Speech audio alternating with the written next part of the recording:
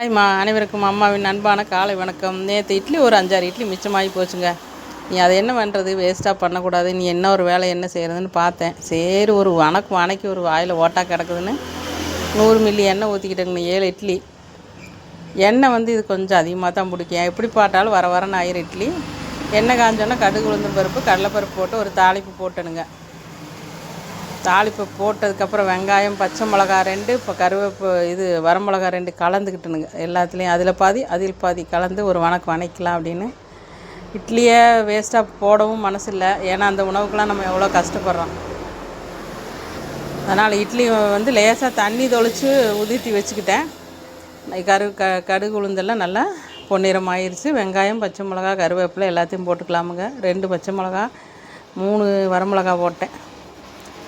நல்லா வணக்கலாம்.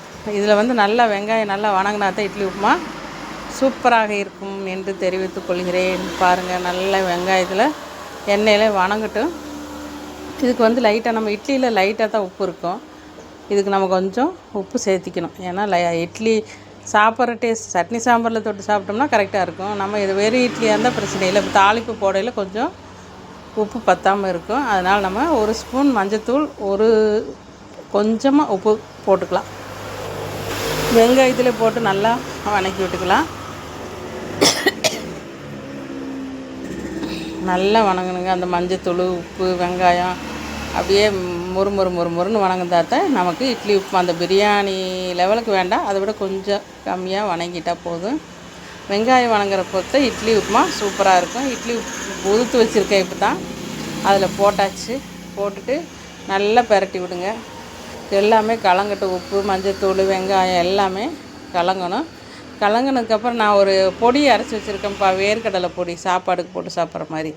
வேர்க்கடலை கடலைப்பருப்பு உளுந்தம்பருப்பு வரமிளகா பெருங்காயத்தூள் லைட்டாக கொஞ்சம் பூண்டும் போட்டு ஒரு பொடி அரைச்சி வச்சுருக்கேன். அதை இது மேலே அப்ளை பண்ணிக்கலாம் அப்படின்னு இன்றைக்கி ஒரு இட்லி பொடி தூவுவேன். இன்றைக்கி நான் வேர்க்கடலை பொடி தூவ போகிறேன். நல்லா வணங்கட்டும்ப்பா. அந்த வெள்ளையாக இட்லி தெரியவே கூடாது. நல்லா வணங்கணும்.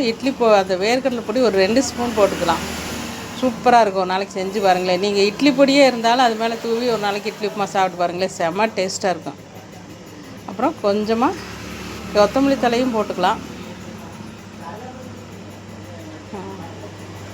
சூப்பராக இருக்குது. சாப்பிட்டு பாருங்கள்.